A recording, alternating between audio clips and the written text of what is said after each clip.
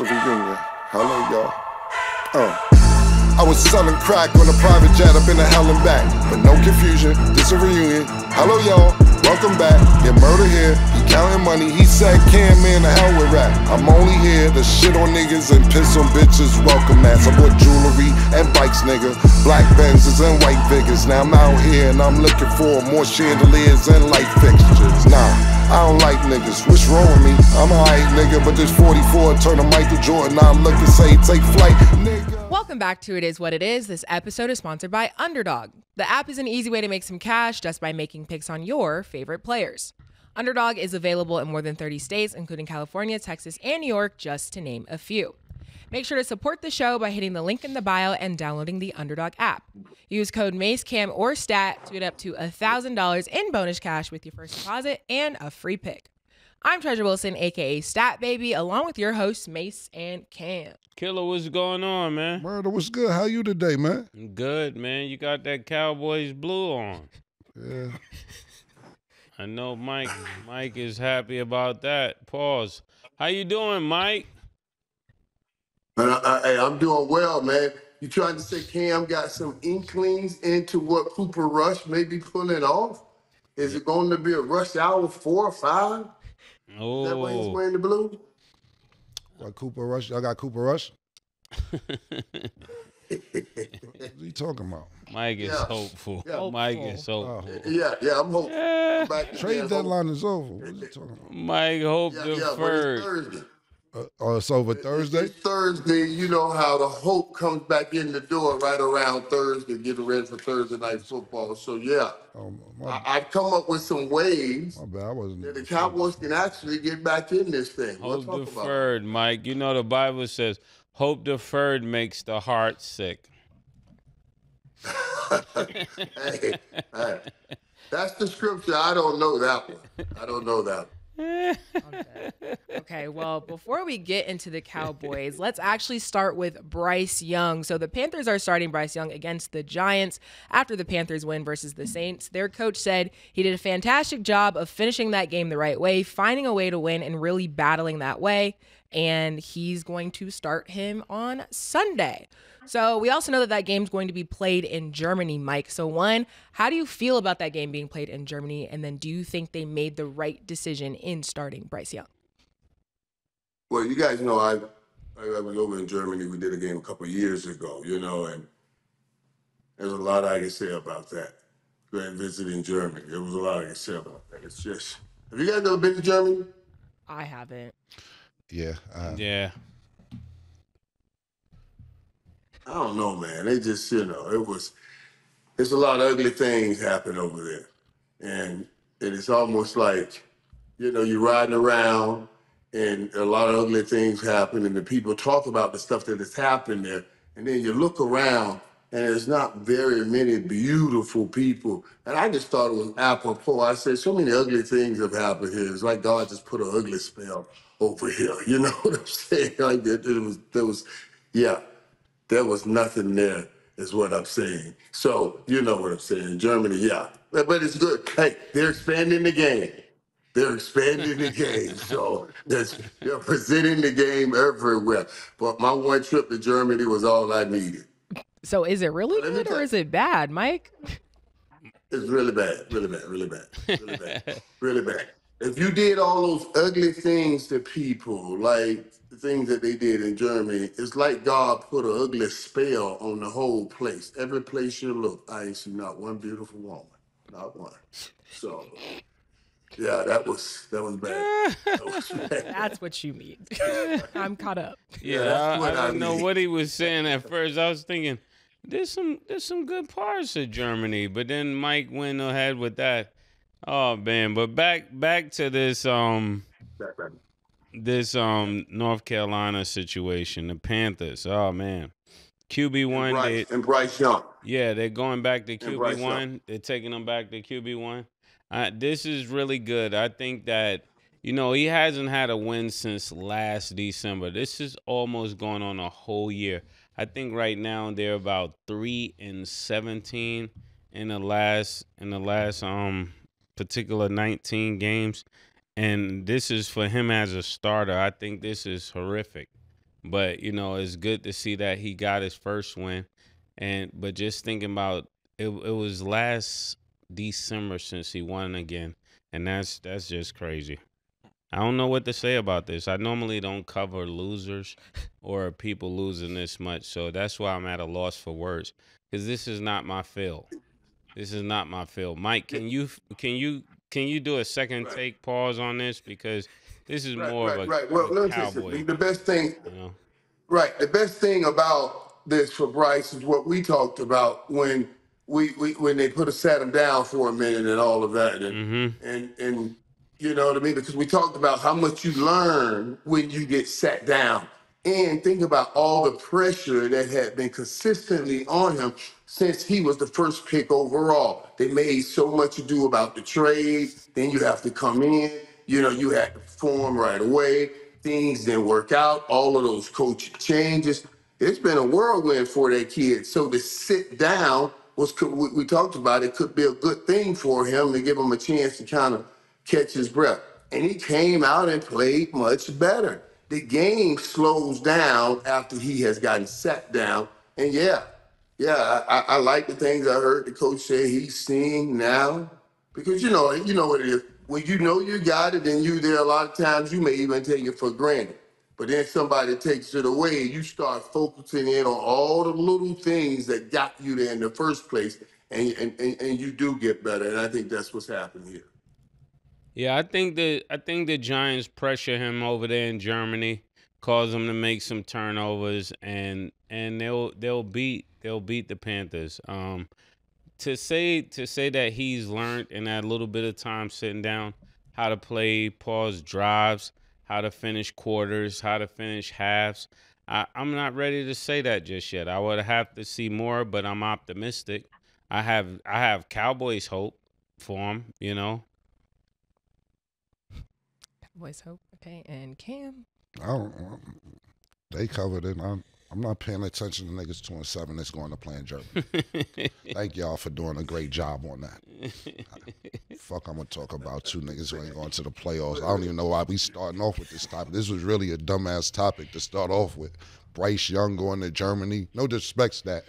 But why the fuck are we starting the show off with Bryce Young and the Giants playing in Germany? That's what we doing? Really? No, just like I said, congratulations to Mase and Mike for filling in that time slot as good as they did. Congrats. Y'all are really the true experts up here, because I have nothing to say. Hey, that's it. We talked about it, because I do a number of shows. We had talked about it on the other show and everything. And honestly, he is learning to get better. But you guys can't just talk about the winners. You got to talk about the other guys. It isn't that I don't. That's Mase with that. I talk about people who's not winning all the time. But come on, yo. This game gonna come on at 5 a.m. That's first and foremost. These niggas is 2-7. We sitting here talking about Bryce Young because he was taken out and he's a top pick, and the only reason he's really playing is because Andy Dalton was in a car accident. We sit here and talk about Josh Daniels getting all this money, and he ain't performing. You're absolutely right, Mike, and you're correct. We can't just talk about the winners, but we can't start the show with this.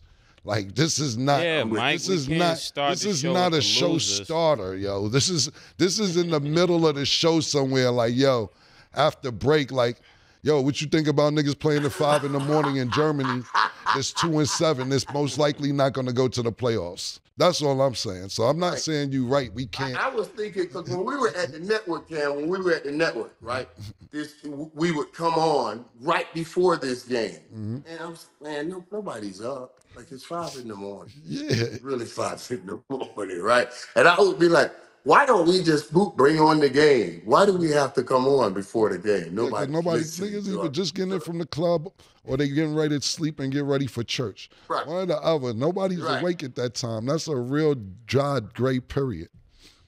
So, y'all guys were phenomenal just now. Y'all killed it. That's it. That's the quote.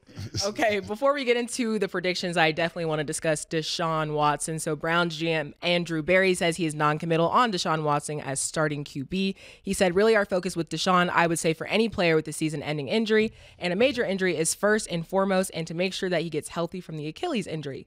Everything else we'll deal with at a later moment. So Mike, how do you predict Deshaun Watson's time in Cleveland to go? And then what do you think his future will be like as a starting quarterback? Well, I told you, I don't think that he ever goes back there again. There's no way you can make someone that plays there every day forget what he went through when he went through the injury, and the whole fan base said you deserve it. I just don't know how they work that out. But no, he won't be going back to Cleveland. We thought that maybe this was a great open road for Jameis Winston, but he threw up a couple blocks on that road. You know what I mean? A couple roadblocks. So, we'll see what happens here. But I don't see Deshaun Watson going back to Cleveland. And understand this, guys. Cleveland has to be trying to, not necessarily non-committal with him, but act like they do, that he is an asset. Because if he's not coming back, I got to try to cut a deal with somebody. And if they are thinking, we already think, oh, no way he's coming back, then they're not giving us anything. I don't think you're going to get much for him anyway, but I don't think he'll play in Cleveland anymore. I mean, one disappointing season for Deshaun Watson will be reversible. 2 disappointing seasons would be a definite hard conversations. But when you make it to 3 back-to-back disappointing seasons, it's almost mandatory that you go somewhere. You know how they say, do you know this saying that you ain't got to go home? But nope, and I don't. Yeah. That's the statement they're giving Deshaun Watson. You ain't got to go home, but you got to go somewhere right now. And I think especially with the injury, 3 disappointing seasons, and to top it all off, pause, is the split fan base. I believe you have split 70-30. I don't think it's a 50-50 split when it comes to the fan base, or a 60-40 split when it comes to the fan base. But you're looking at a 70% of the entire fan base doesn't want him there as well. You got to remember, this is a team that was booing him while he was hurt. They didn't even wait to see if he get carried off the field or if he's okay. They're like, man, enough is enough. So I think the entire team, they have something definitely on their hand that they got to give immediate concern. And in full disclosure, we should say that at the time Deshaun was making a decision on where he wanted to play, they let it get out that he said he did not want to be in Cleveland. And that's when Cleveland came up with the great deal and got the deal done. So, when you go through that stuff that happened prior to, you can already see where the bad feelings are coming from. Mm-hmm. Where did he want to go? Pause before we... Atlanta. He wanted to go home. Atlanta had a deal on the table for him, and then Cleveland scooped in with this all guarantee deal. I think the agent just said, listen, Atlanta's got a deal. You don't want to go to Cleveland? Why don't we just throw some crazy ass numbers their way and see what they say? And he did. And they said, okay. And I think everybody was shocked. Never before got that, never before got a fully guaranteed deal. And Deshaun capitulated and went and picked that money up. And we know the rest. And what's the exact question about Deshaun? Yeah, so how do you predict his time in Cleveland will go? And then how do you think he'll be as a starting quarterback moving forward? I agree with Mike. I think his time is up. It wasn't a good time. He was injured most of the time that he was there. As far as him being a starting quarterback, I'm not sure.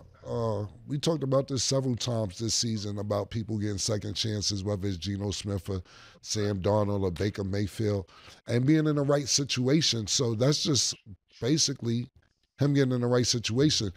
The real question is, will he be a starting quarterback when he leaves Cleveland because it's not a lot of starting quarterback positions that's open. Not only that, who wants to pick up his contract? Now, Mike explained to us earlier this season that some of this contract Cleveland will pay and his new team will pay, sort of like what we're watching with Russell Wilson and the Steelers right now. So Mike did a great job making me aware of how that works. So that's the real question. Who's willing to pick up this big-ass contract? Not only just willing to pick up the big-ass contract, is it going to be a starting position or will he be a QB2? That's another question. How many open starting positions are there available right now where you be like, I think I want to give Deshaun Watson a chance? I didn't even know Carson Wentz played for Kansas City the other day until Patrick Mahomes was limping off the field. And then Patrick Mahomes got wrapped up and then he said, I'm not hurt. And then I never seen Carson Wentz again. Sometimes you don't see niggas no more. Would that be Deshaun Watson? And dude, think about it. That's after getting hundreds of millions of dollars. Right, exactly. They just called you. That's pretty amazing. Right. It's pretty amazing. Right. So, like I said, I totally agree with Mike. I think his time in Cleveland is up, but I have no idea where his future holds. Yeah, definitely a lot of uncertainty. So now let's get into our NFL Week 10 predictions. We're going to start with the Cowboys. The Cowboys will be playing the Eagles. Oh, my goodness. Mike, the Eagles are 6-2. Biased aside, are you impressed by the way the Eagles are playing, and who do you think wins, the Eagles or the Cowboys?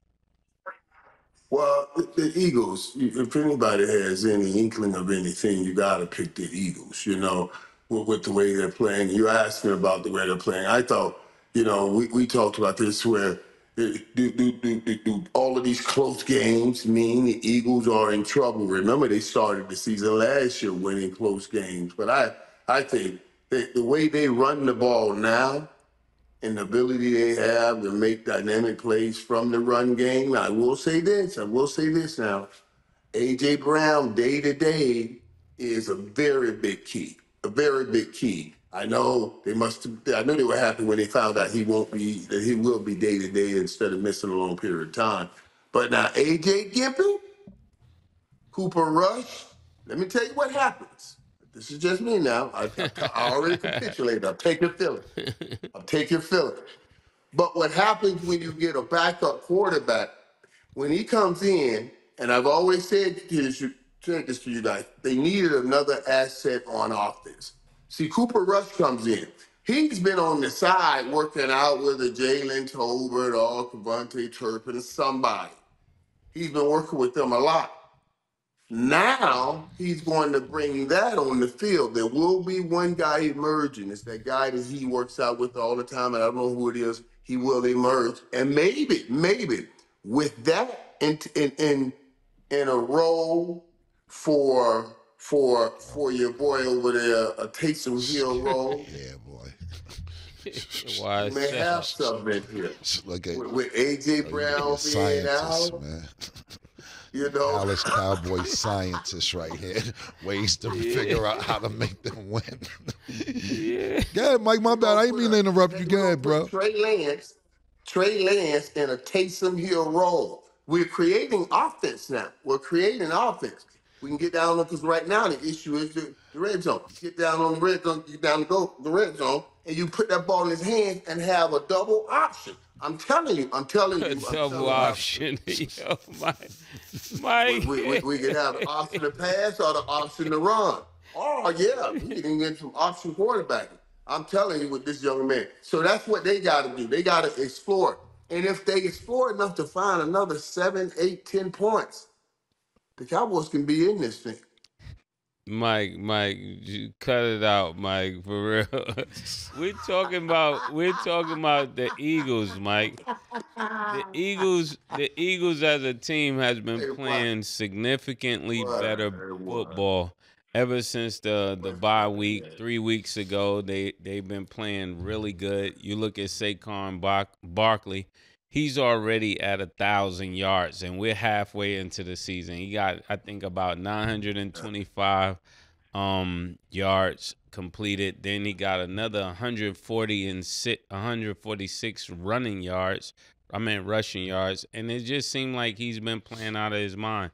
There's no way for the Dallas Cowboys to stop somebody that's already playing out of their mind, and they're playing against a team that doesn't have Dak Prescott. So this is a team that's going to be off the field offense-wise a lot. So the defense got to really get some sleep that night, pause, and come to be on the field a very long time, because offense won't be there and defense will have to be overworked now that they're playing against a team that is very confident down there in Philadelphia.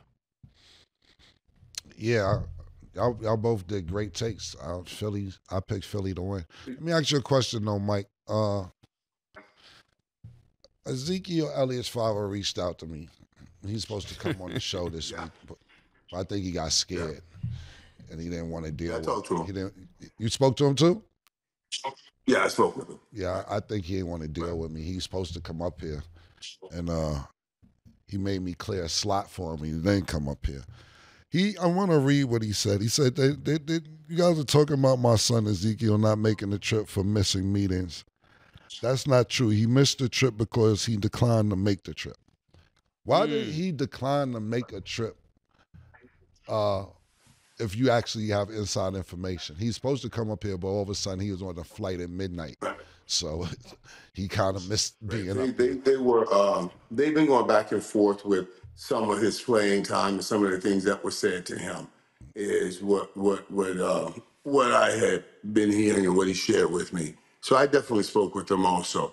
Yeah, I know now he probably didn't want to create an issue for Ezekiel any more than it already is. Mm-hmm. And I'm sure a mysterious flight popped up. A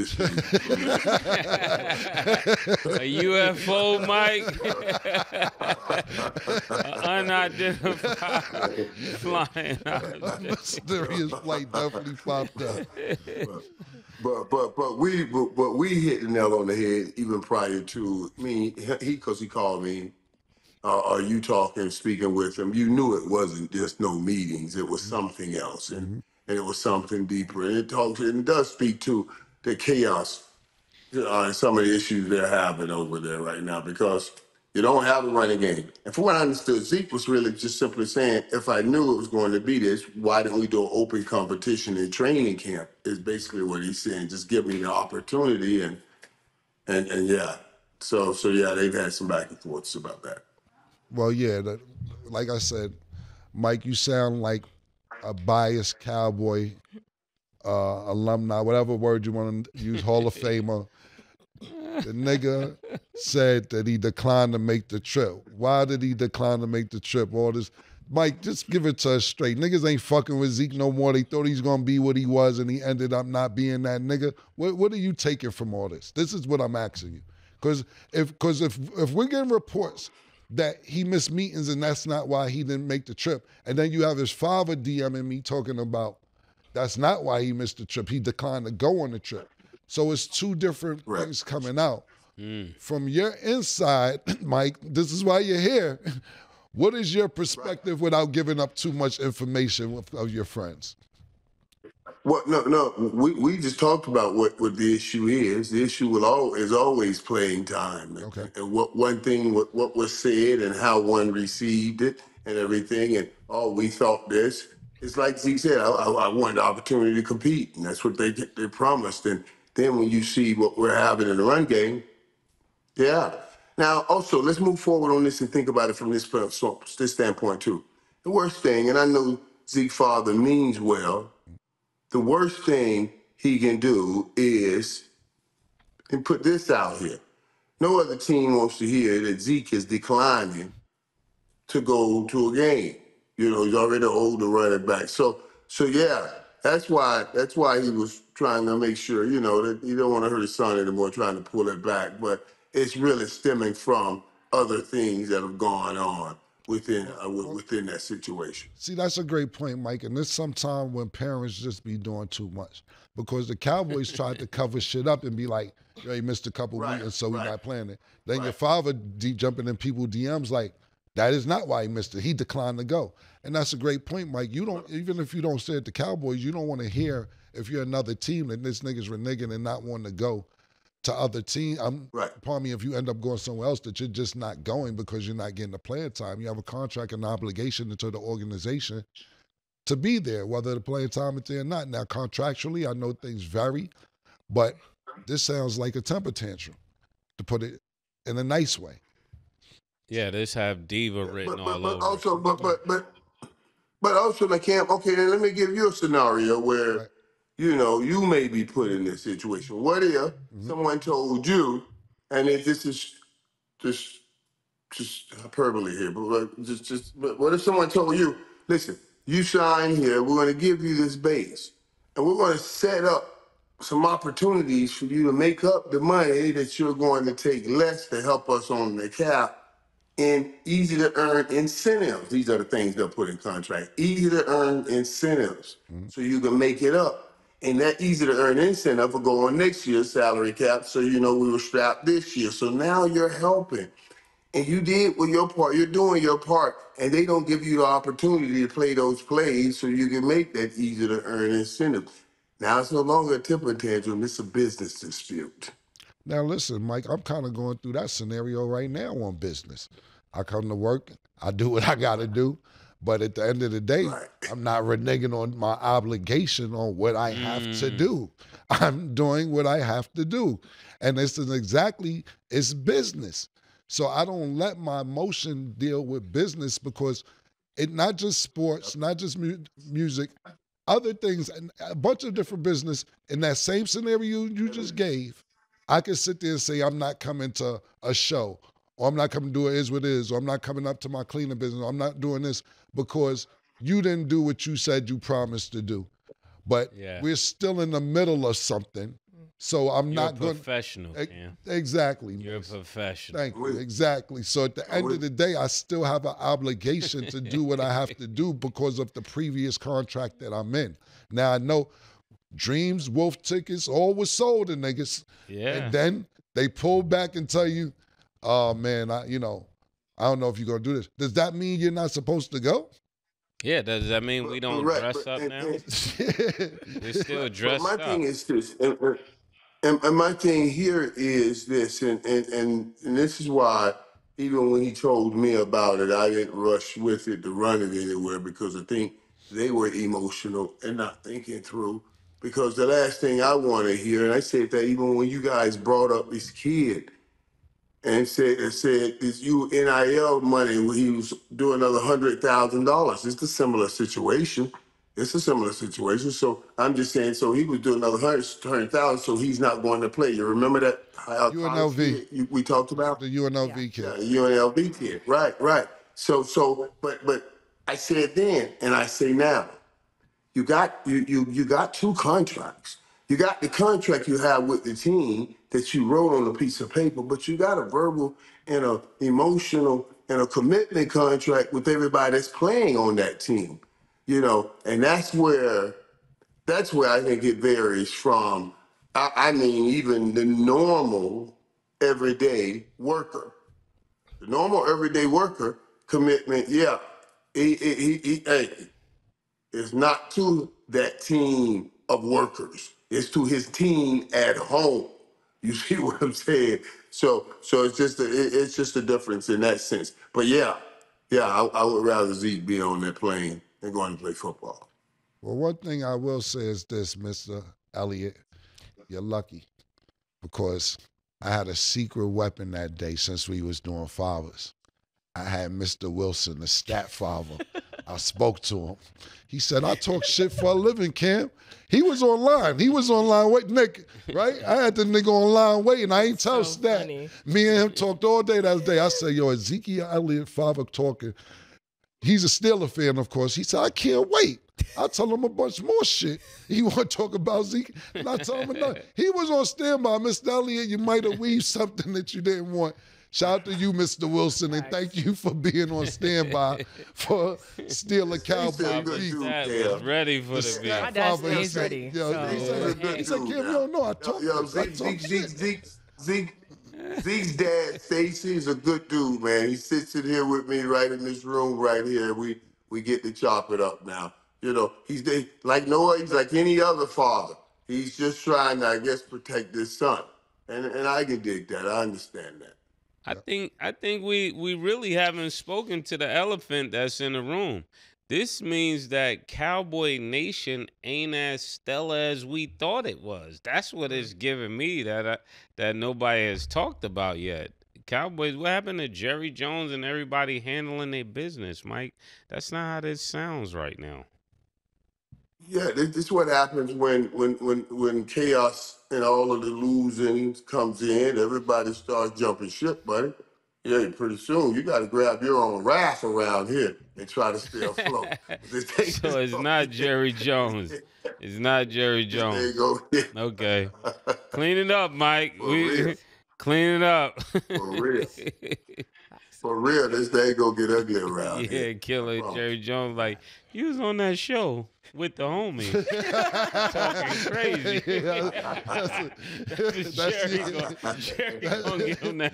Yeah, that's a fact. You was on the show with the homies talking crazy. I'm ingrained, man. Yeah. I'm ingrained, man. I'm ingrained. You can't get me out of it. Yeah. So let me tell you who loves me the most. I'm not worried about Jerry Jones. Mama loves me the most. I'm a mama's boy. Yeah. Gene Jones, her favorite. That's Mom. Okay. You know, well, let me tell you something. That's not to cut you off, Mike, but that's when you got good people around you, though. Yeah. Because he posed somebody's coming up here, niggas like, don't do that. Yeah. That's not the place to go.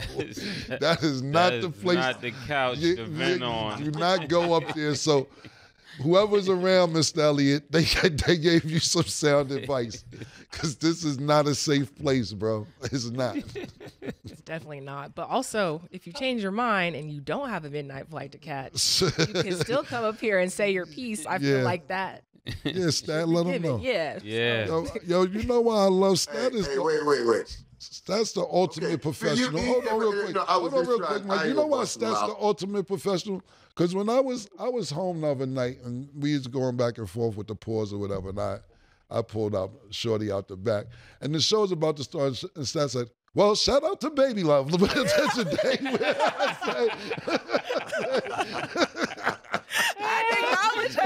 her. She was getting on in the back. Shout out to Baby Love. Shout out to her. Yeah, that was very professional. That was very professional of you, man. We're going to go to break. When we return, we will discuss the Bengals versus the Ravens. Don't go anywhere. Pink horsepower. She called this thing about toxic. What's happening, man? Baby, what's happening? Why you walking like that? That's how I walk. And then like you come on breathing on me like that. I fucking breathe to live. And like you used to be dark skinned and now you act like hella light skinned. Are you fucking blind? I'm dark skinned. What the fuck? And then like look at your beard. What the fuck is wrong with my beard? Looks stupid. What the fuck are you talking about? No, I don't even like it. The way you breathe in, all of that. Has this ever happened to you? Your girl seems to be mad, angry, upset. She's frustrated. It's only one way to handle that. Pink horsepower.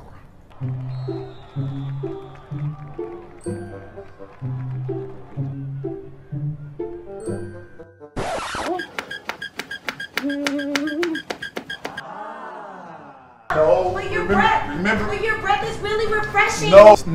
I'm just trying to give you a massage. Plus, have I told you how good your beard looks lately? It looks so good. No. PHP. It works every time. Wait, where you going?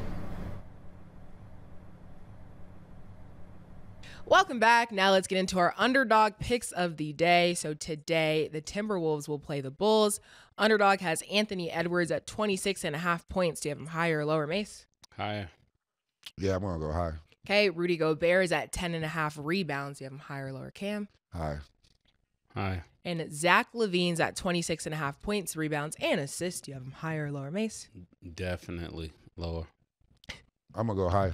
Okay, if you like these picks, remember you always get a free pick if you're not already on Underdog, so make sure to support the show, sign up now, and you can make your picks too. I know our Underdog picks were basketball, but we're going to go back to football and talk about the Bengals versus the Ravens. They're playing the Ravens in Baltimore. Mike, how important is this game for the Bengals, and who do you think wins? This game's everything for the Bengals. Everything. And I looked at this game and I was like, woof. We were talking about it. You know, did you see there's a lot of noise made about Joe Burrow's scowl on the sideline? He was addressing it, saying his emotions. He has to be an emotional leader. I was taking that scowl. Remember when Joe Burrow came in, he said their Super Bowl window is wide open as long as he's on the team. You know, and they're tending they around this time of the year they like to start feeling real good and zoning in, and I believe that it's exactly what they're doing. I think Baltimore's favored by 6 to win this or something by 6. I was telling people, I wouldn't take that. There's a great chance Cincinnati wins this football game. Jamar Chase always plays well against Baltimore. Baltimore have given up more receiving yards than anybody in the National Football League. And Joe Burrow with the scowl is going to scour through that secondary. I'm actually going with the Ravens. I think it'll be a high scoring game, but I'm leaning more towards the Ravens to win. I think Joe Burrow's played phenomenal. He gets all the yards that he wants, but when it's all said and done, the Ravens will win. Earlier, maybe 2-3 weeks ago, because I love Joe Burrow a lot. I'm not necessarily the biggest Bengals fan. I represent Ohio a lot, but I root for a lot of things. Ohio. And I was asked if the Bengals season was over, and I say yes. And I thought about it. I was emotional because they just lost. It's not over, and this game is very key for their season not to be over. When we're looking at these two quarterbacks, QBR, Lamar Jackson's number 1, Joe Burrow's number 2 in the NFL in QBR this year. Should be a shootout. Should be a great quarterback battle. Mm-hmm. And a lot of people, like I said, because the Bengals' record is not as good as a lot of these teams, people are not paying attention to the phenomenal season that Joe Burrow is having. He's having an outstanding season, even with all the scrutiny at the beginning of the season. Not with him. I'm talking about surrounding the organization. Jamar Chase not getting his contract. He probably wasn't happy the first couple of weeks, et cetera, et cetera. But this game right here tonight is the key to saving their season. You win this game, you're one game right behind the Ravens. You win this game. Not only that, you still have 2 games against Pittsburgh, which is also in the division. Now you have a chance to ultimately, now not saying if they beat these teams, they could win the division. If Pittsburgh catch a loss somewhere else and the Ravens accidentally catch a loss somewhere else and you win the last, say the Bengals only lose one more game, you're talking about possibly winning the division in the next 8 to 9 weeks. So I'm going to go with the Bengals. If the Ravens win, I'm not surprised. But you just made me change my pick, Mike, because I was picking the Ravens. But when you just said that the most receiving yards in the NFL is on the Baltimore Ravens, I knew I didn't have that stat, but I knew something was not right in that secondary. They scored 22 points in the fourth quarter in Dallas. Week after week, they're getting picked apart. They're getting big leads. The offense is tremendous. Late in games, you gotta can't. You know what? Listen, man. Hey, boy. Hey. You good? That's good. Yeah, that's good. You got it. Late in games, they've been giving up big plays. And late in games, even though Lamar's been doing well, right now only 2 interceptions. Joe Burrow has 4. They both got 20 touchdowns. You're late in games, these are the games where Lamar, whenever he goes up against Joe Burrow or Patrick Mahomes, you can't make a late game mistake, and they're not going to. And that's when he sometimes come up a little bit short. Now he's playing great this year, but I bet that Cincinnati game, it's a scary game. I wouldn't bet it. Yeah, so I'm gonna go with Cincinnati purely off your advice, Mike, and what they're not doing in the secondary. If Ravens are supposed to win, I wouldn't be surprised they do. I'm rooting for my Ohio niggas, so I'm gonna go with Cincinnati. And their season actually depends on this game. Definitely does. Yeah, that was a great take. Everything. Thank you. Okay, so Steelers versus Commanders. Before the trade deadline, the Commanders got cornerback Marshawn Lattimore from the Saints, and Steelers got wide receiver Mike Williams from the Jets and edge Preston Smith from the Packers. Mike, with those trades, how do you expect this game to go? And that goes right back to Cam, too. If the Commanders can go take care of the Steelers, that'll help Joe Burrow in Cincinnati right there also. Now, this is a hard call right here. Yeah, you're asking for a lot. Pause, Mike. Yeah. But this is this is a hard call right here now because I know, much as I love Mike Tomlin and that defense over there with the Steelers, just the rattling this young man, Jaden Daniels, is a tough task. And that's exactly what Mike Tomlin is great at doing, especially young quarterbacks. Young quarterbacks, he rattles them. He gets them confused. They hold on to the ball a little bit longer. And then, boop, there go T.J. Watt, knocking you upside your head. But this kid is different. And this kid understands the games. He studies and he binoculars where he's going through all of the possibilities every week. I'm going to take the Commanders in this game. But I am anxious to see if we can get a third week of that little triplet thing that Pittsburgh has going, where you can clearly see the direction for that offense is the running back, the receiver, and the quarterback. Well, I'm actually going to say something surprising. I'm going with the Steelers. I believe that the defense, this is the best defense that Jay and Daniels have faced thus far. This season, this will be the best defense he's up against. We don't know what he'll do against this Mike Tomlin scheme. And if it pays off the dividends like it has the last couple of weeks, where Mike Tomlin always pulls something out the hat, pause, to show that he's this great coach, I think we're in for that surprise to see the Steelers take this game. But I do have it as the game of the week. I'm going with the Commanders. I think something's magical. Sometimes it's beyond the numbers. And something's going on in Washington to where they haven't had this type of energy, this type of spirit. The stadium is lit. And sometimes it takes magic that doesn't have nothing to do with stats and nothing to do with practice and nothing with our top offense or defense or so on and so forth. I think that's what the Commanders are on this season. And when you have a game like they had, I believe the week before last when they threw that Hail Mary and you caught it, that gives you the type of momentum because, listen, you lose that game and you're like, damn, we lost. We may not be leading the division right now because, listen, they're only a half a game ahead of Philly.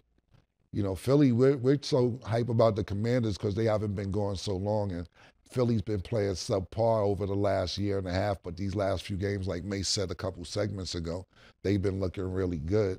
I don't know why we didn't discuss Philly's game last year with Saquon Barkley jumping over a nigga backwards, pause. It was fucking tremendous. But I'm going to go with the Commanders because I just think that they're having fun. They look good. And everything that Mase said and everything that you said, Mike, is straight. But I don't think it's about that.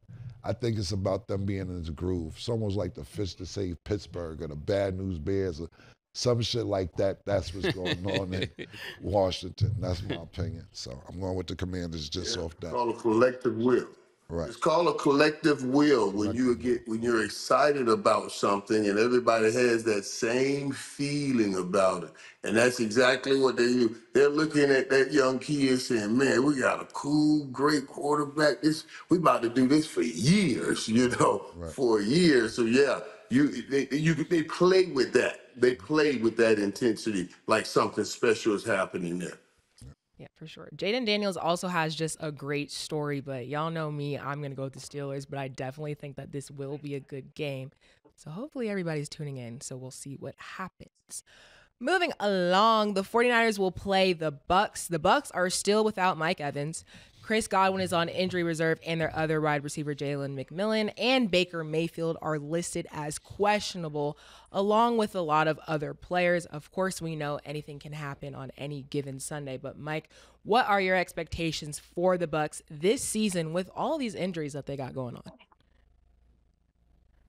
Now, that game last week against Kansas City, guys, I thought they played a hell of a game, a hell of a game, and I certainly thought they played way too well of a game to lose that game. That game was lost when the receiver caught the ball, went down to the 1 yard line, and Tampa Bay called the timeout.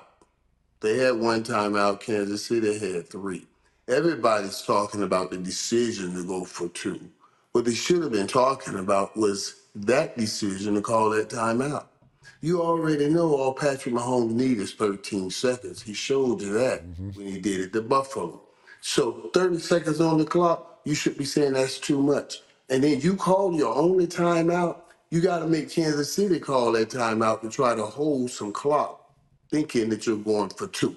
But I digress to going back to that. But they played a great game, and the coaching, bad decisions in the end, helped them lose that game. So they're very capable of beating San Francisco. Now, here's the thing. Mike, who you going with, How Mike? much?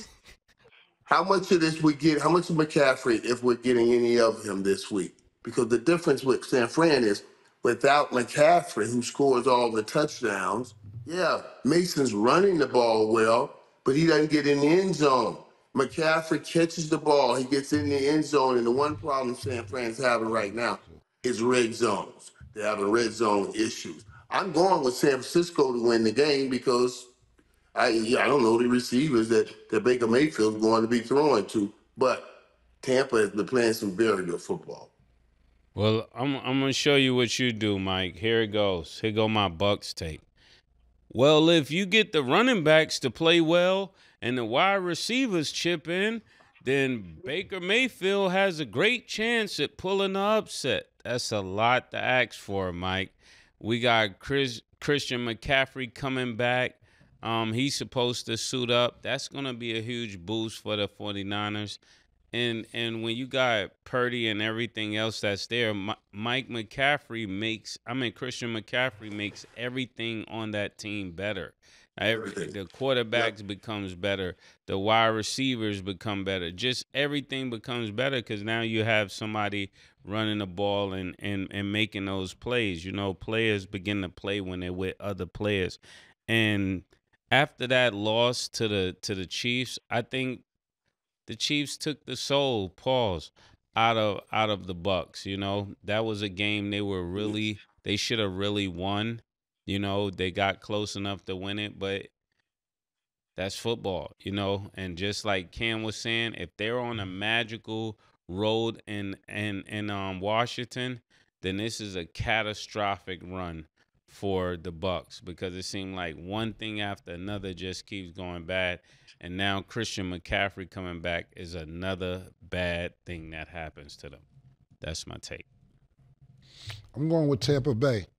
I think that his game's in Tampa Bay. And I think that Baker had more time this week with his wide receivers. At the end of that game last week, when they played against Kansas City, you started to see some chemistry with Sterling and Aden, if I'm pronouncing his last name correctly. And it took and I know they had a week. Sterling Shepard. Yeah, Sterling Shepard and Aden. And I know it took he had all week to practice. But when you got your main targets and weapons going, sometimes a week isn't enough to get some chemistry, especially going against the two-time defending world champions, and you take them into overtime. I think this week they'll be a little better on a good page. I'm talking about Baker Mayfield and his targets and his wide receivers, tight ends, so on and so forth. Especially Sterling looked amazing. He looked like all world last week. And so did I. And I'm talking about in the last 7-8 minutes, especially on that final drive before overtime. Mike, you made some great points when you were talking about, I was saying the same shit. Why the fuck would you give Patrick Mahomes 30 seconds, nigga? Like, y'all niggas you use your final timeout and then give Patrick Mahomes 30 seconds. Now, I ended up going into overtime. It isn't like the Chiefs scored anyway. But I thought the same thing you thought. Yeah, but it went into overtime, Cam. Not on Patrick Mahomes. It went in overtime on the new guy, DeAndre Hopkins. Remember when he threw the pass and he wasn't ready. He wasn't ready for the pass. When he kept running and they threw the ball, he should have stopped and just caught it. Right, you're absolutely right but then that's part of he's new there. He wasn't, this is probably his second week, but he wasn't ready for that. But you're absolutely right. I'm sitting there watching this game, and I'm saying all they got to do, because their punter, their kicker had a big leg. They saying if all he need to do is get to the Tampa Bay 45 yard line, and he could hit a 62-yard field goal. So you're absolutely right.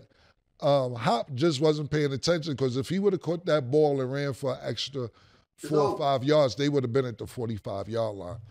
And we would have seen some more Patrick Mahomes magic. They ended up winning anyway. But I think Baker Mayfield led a sensational drive in the rain, might I add you, to get it into overtime. So I'm going to go with Tampa Bay on this. 49ers win, I wouldn't be surprised. But being the Tampa Bay's at home, I'm going to go with Tampa Bay.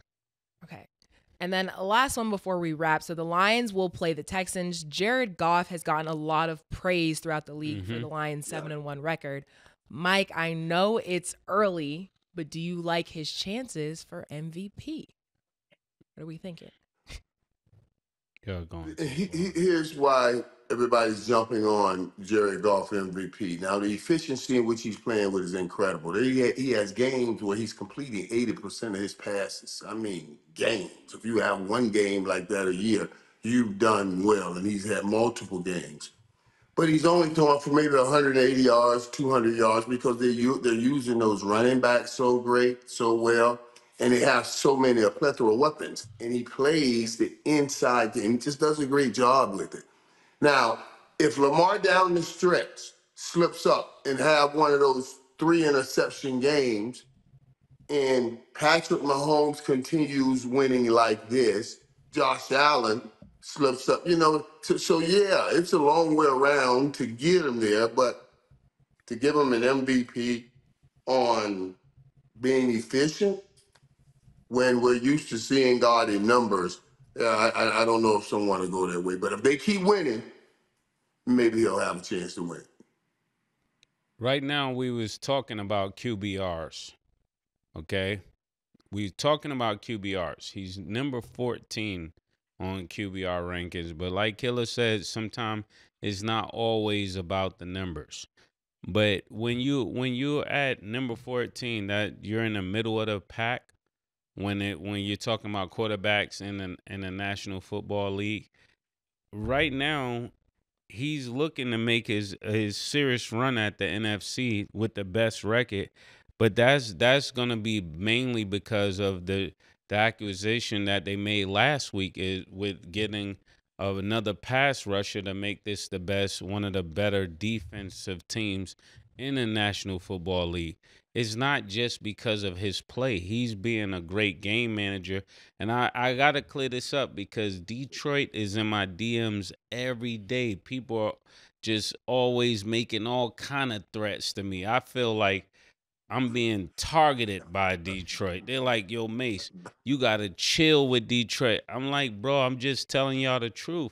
I'm looking forward to wearing silver. Silver is one of my better colors. I made a lot of money in silver. So if anybody wants to wear silver, I would wear it with baby blue. Those are both of my colors. But you have to do something in the postseason. I'm saying right now, without Nico and without Stephon, I just don't think that, they'll beat the Lions. The Lions will get this win. But remember, I'm still holding you guys on the clock for postseason. This is one game. Even though it's another game, it's still one game. And these are not the games I'm counting. I'm counting postseason. So keep that same energy when we get to playoff time. All right? Wild card week, all that kind of stuff.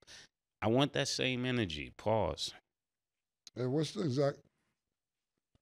going on, Stat? Yeah. Do you like Jared Goff's chances for MVP? No. Straight like that. Got it. You got to wait.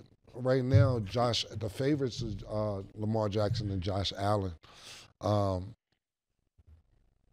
the reason why Detroit is doing well, it isn't just offense. They're doing well on defense as well.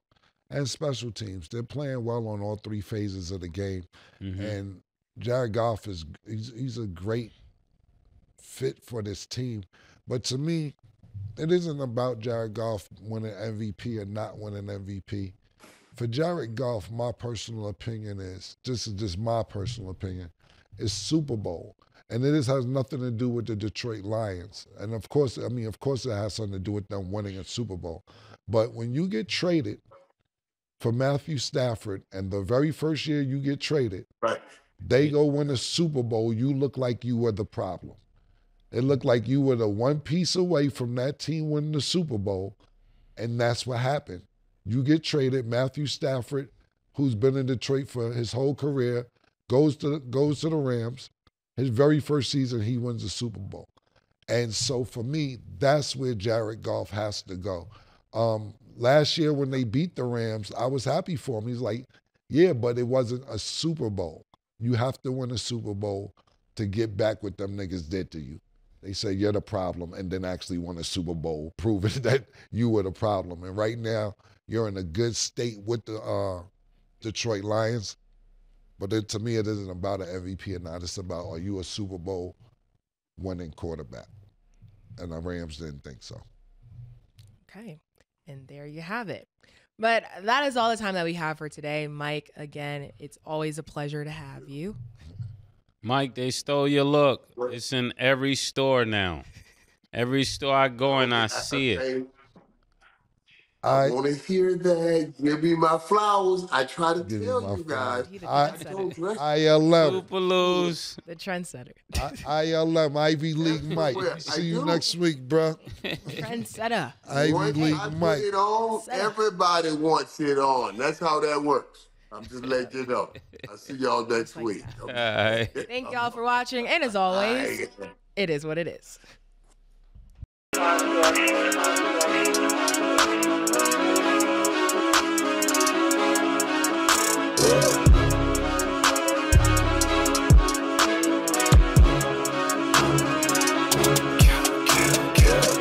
What you want, nigga? Everything, nigga, super size. Two Big Macs, like when they doing them 2 for $5.